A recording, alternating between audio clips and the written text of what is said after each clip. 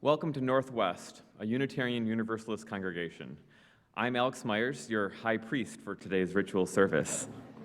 Also participating in this morning's service are Susie Kinnan as our Zoom host. Oh, no, just kidding. Ben Gable as our Zoom host. Ken Hermanot and Ben will both be running our AV Tech booth. Ken also doubles as our choir director. We also have Eva Leventer, our acting director of religious education, and members of the Northwest Singers. If you are a visitor and would like us to stay in touch with you, please fill out the visitor form you'll see in the chat box. And yes, we have a chat box today because Zoom is working. If you're with us in person, you can fill out the visitor sign-in form that is in the atrium. As a reminder, the chat feature has been disabled except for chatting directly with the Zoom host. If you're having technical issues with Zoom, use the chat or raise hand function and someone will assist you. As an inclusive community for our trans, non-binary, and gender non-conforming congregants and guests, we encourage everyone to add their pronouns on Zoom. Click on the Participants button at the top of the Zoom window, or at the bottom, depending on your operating system. Then hover the mouse over your name in the participants list on the right side of the Zoom window. Click on Rename to add your pronouns. And before we begin our service today, we'd like you to greet your neighbors with a wave from wherever you are. We'll start with those on Zoom. You can see that they're all there, lovely. You can wave to them. For those of you here in the congregation, hey, Amelia, can I get you to operate the camera and just pan over the congregation? Yeah, thanks. Perfect. So I just wave to the camera over there.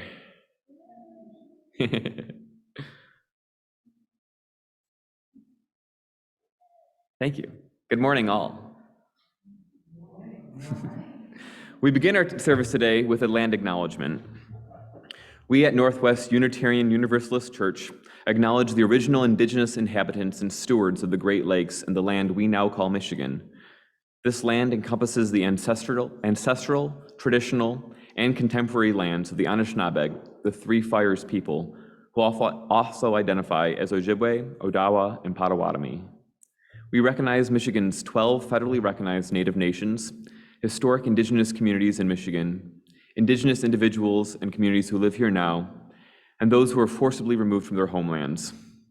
In offering this land acknowledgement, we affirm indigenous sovereignty, history, and experiences. May we use this land to help build a more just future for our community and our world. And now I'm going to play a prelude.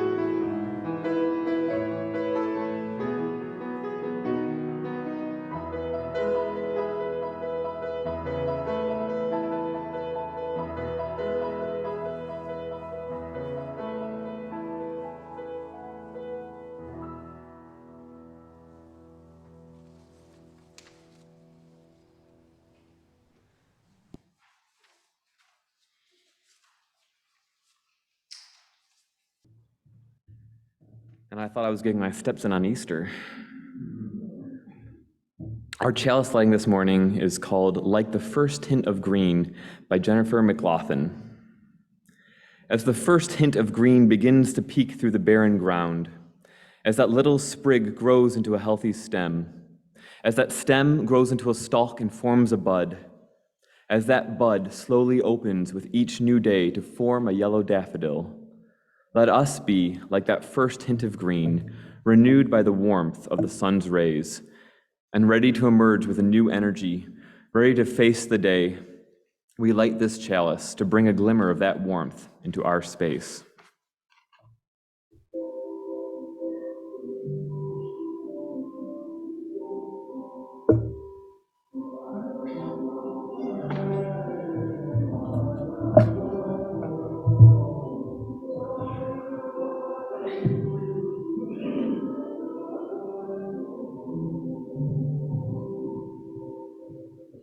Now we will hear Mother Earth, Beloved Garden, hymn 1067.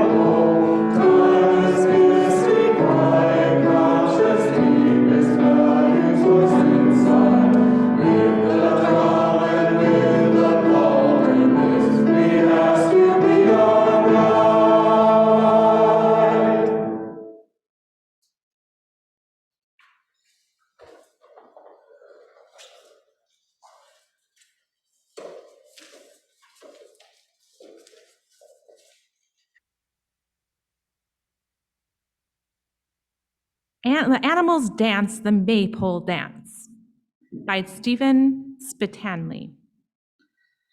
It so happened that Mr. Welters had started teaching the sixth graders their maypole dances to welcome in the May, as he had taught every group of sixth graders since long back. The maypole was standing in the middle of the field where it stood every year.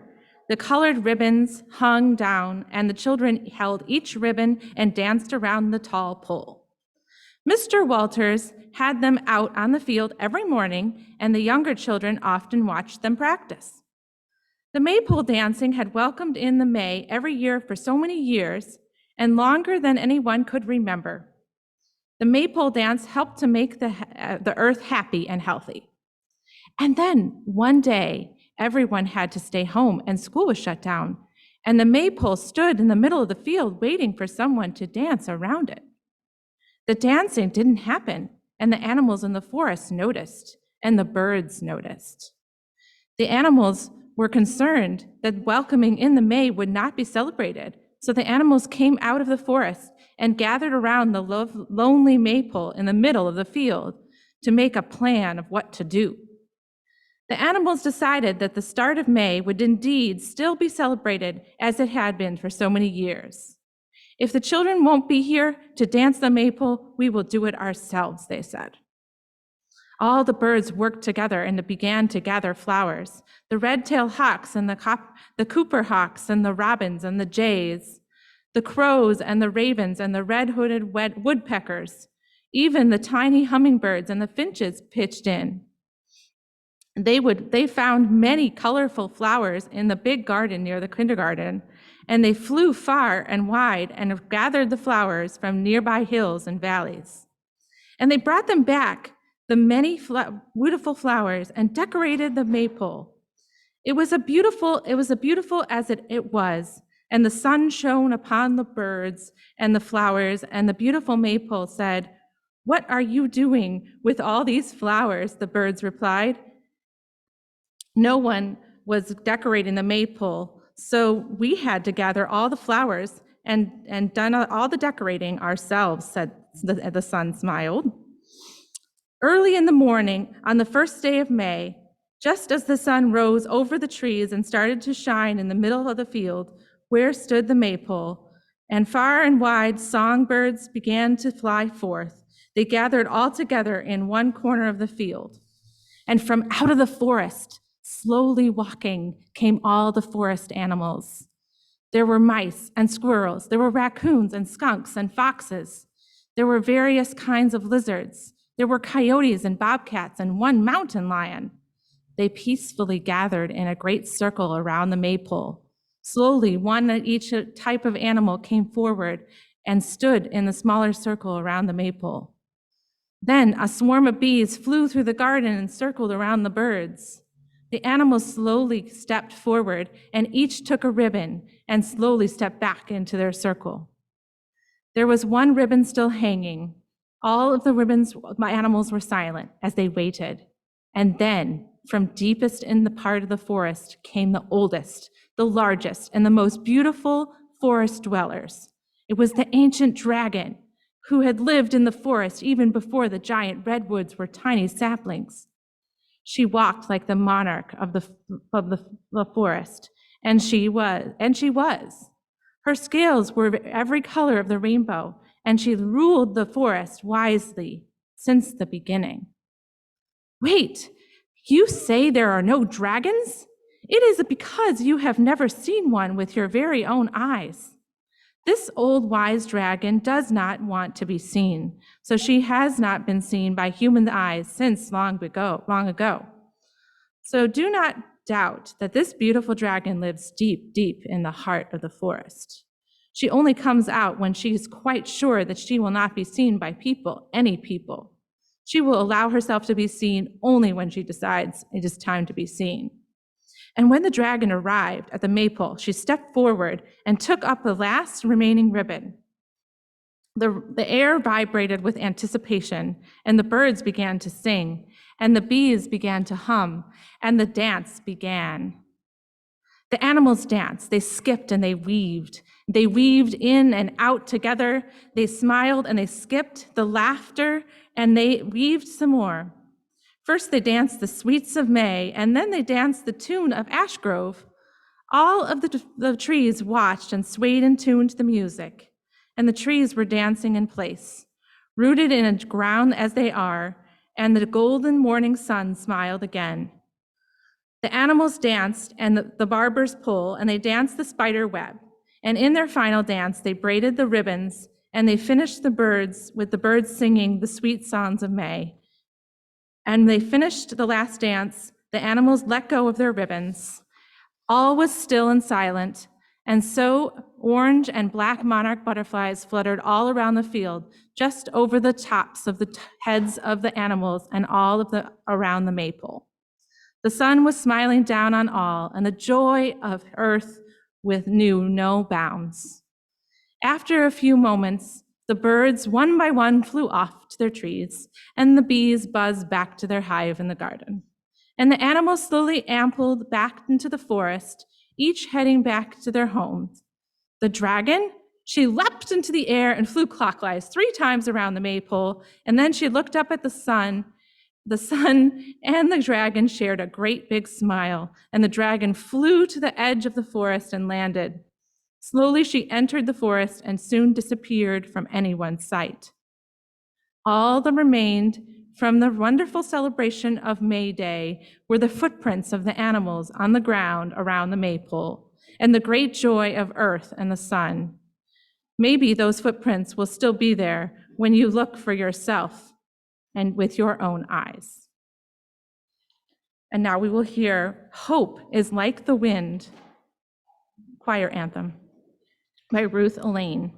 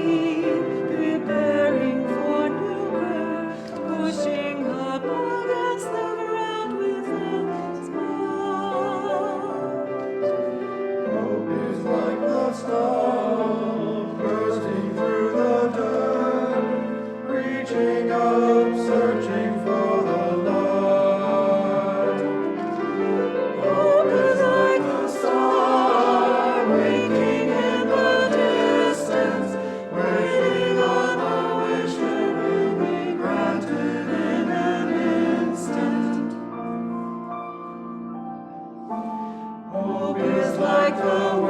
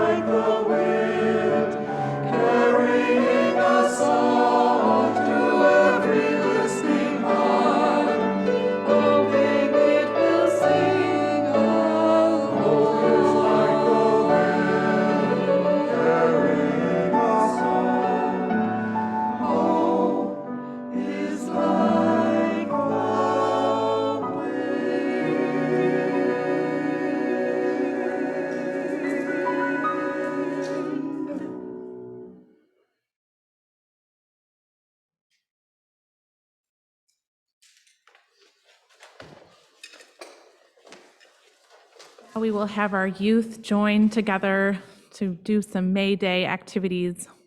Could I have Brooklyn come up and carry the flame today?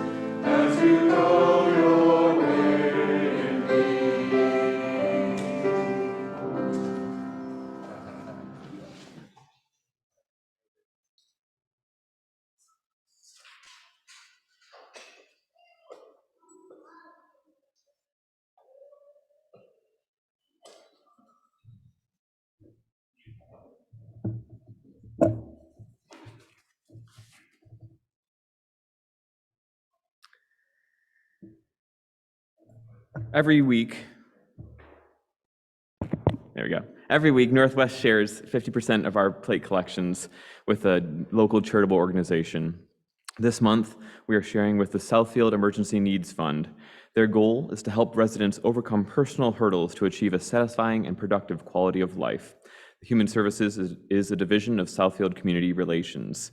To give, you can text 248-574-8034 with your amount plus the word plate. You can also give online, going to our website, selecting the plate collection 50% split. Or if you're here in person, you can give checks and cash into the collection basket up at the front of the sanctuary.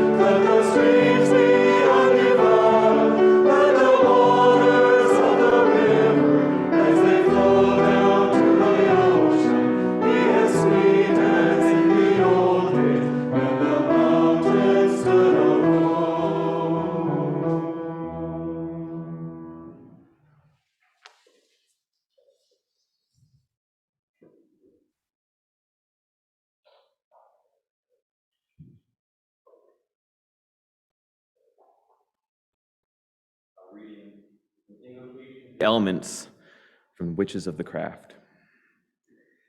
Soft scented stillness that warns of the storm, whisper of wisdom full living and warm.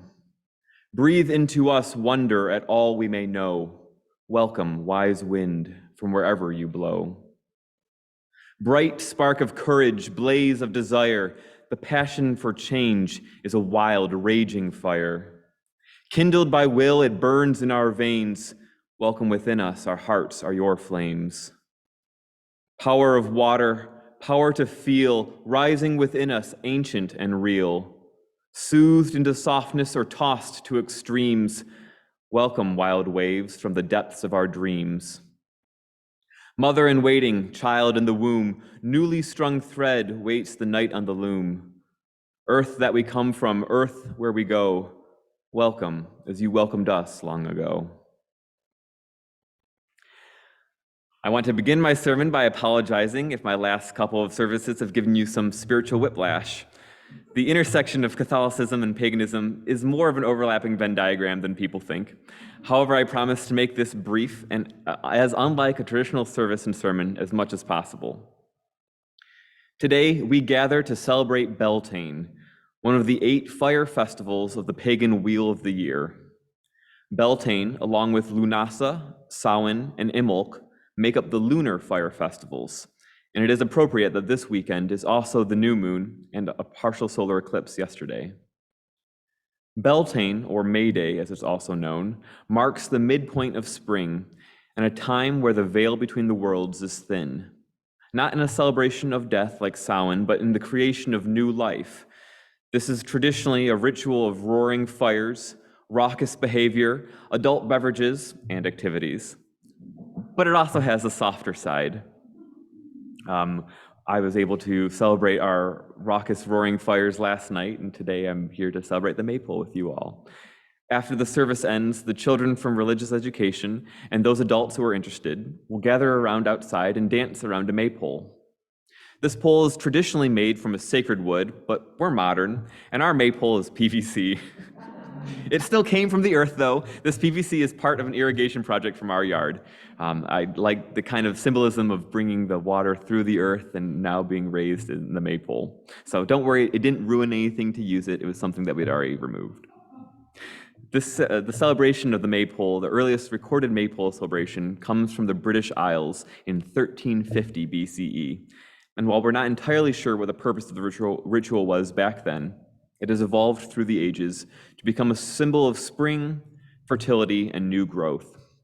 As we celebrate our multi-generational community this morning, the maypole dance and song, accompanied with percussive instruments, will help strengthen our church and bring us into closer harmony.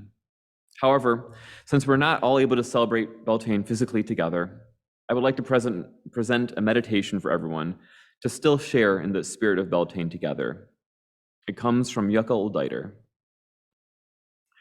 Begin by shaking out tension and stress from your body. Then find a comfortable position and close your eyes. Take a deep breath. Breathe in, 2, 3, 4, and out, 2, 3, 4. And in, 2, 3, 4, and out, 2, 3, 4. Go ahead and feel your body. Are there places you are holding tension? Even for those of us indoors, let yourself feel the warmth of the sun. Begin at your feet. As you see and feel the sun's light touch your toes, let them soften and relax. As the light moves up your body to your feet and then your legs, feel them soften, releasing any tension they were holding. The light touches your knees, then your thighs. Feel the sun release your light, reaching your chest and your shoulders, traveling down your arms and into your hands. Feel as your neck and jaws soften, and finally your face and your whole head. As you rest, bathed in the sun's light, let its warmth fill you and give you energy. Just breathe. Each breath in, absorbing the light and storing it. Breathe in, 2, 3, 4, and out, 2, 3, 4. And in, 2, 3, 4, and out, 2, 3, 4. When you are ready, bring your awareness to the center of your chest. With each breath in, allow your awareness to shift, bringing you into the shade of an apple tree's branches. You can hear the sound of honeybees and feel grass between your toes. Your body is still full of the energy from the sun, and when you look around you, you can see there is a narrow path leading away from the apple tree and toward a looming mountain. Let yourself move down the path, leaping and cartwheeling. Release the energy that has been pent up all winter and feel the wind on your skin as you run. What does the earth feel like under your feet as you move? Can you hear sounds? What do the plants smell like as you brush up against them? As you run, you feel the wind picking up, growing stronger and stronger at your back. Soon, it is lifting you up and carrying you toward the mountain. Let yourself feel free and light. As the wind carries you, you pass over various fruit trees, each bearing colorful flowers and teeming with pollinators, bees and birds of every variety. As you travel along the air current, take a moment to reflect on the areas in your life where you are a creator, the areas where you are creative or build things. Breathe in, 2, 3, 4, and out, 2, 3, 4, and in, 2, 3, 4, and out, 2, 3, 4. When you are ready, let the wind set you down. Look around at your surroundings. Where have you landed? Are there plants or animals? Is it somewhere new or somewhere you have been? What does the air taste like? Look around until you find a hidden nest. There is an egg in the nest. What color is it? What size is it? Take a moment to reflect on what you would like to cultivate in your life, what you would like to bring into the world. When you are ready, send that intention into the egg. Warm it with the light from your inner fire and the light from the sun. Lay your hands on the egg, and with each out breath, send your intentions into it. Breathe in, 2, 3, 4, and out, 2, 3, 4, and in, 2, 3, 4, and out, 2, 3, 4. There is a movement beneath your hands. The egg is shaking and cracks are forming along its surface. You have created this egg and brought it into being. As it hatches, what do you see emerge? Spend however much time you need with your creation. When you are ready, let it fully emerge and full with the energy you have given it, enter the world as a new creation.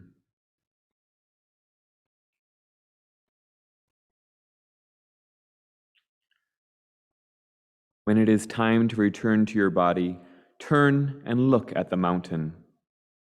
You are much closer now, and there is a path leading toward it. Follow this path, and with each step you take along it, let your awareness shift back to your body. With each breath, come back a little more. Breathe in, 2, 3, 4, and out, 2, 3, 4, and in, 2, 3, 4, and out, 2, 3, 4. Open your eyes. Say your name out loud. Shake, pat yourself. Do whatever it is you need to help yourself return to normal awareness. You may wish to sit quietly with your eyes open for a few moments and reflect on the experience you had.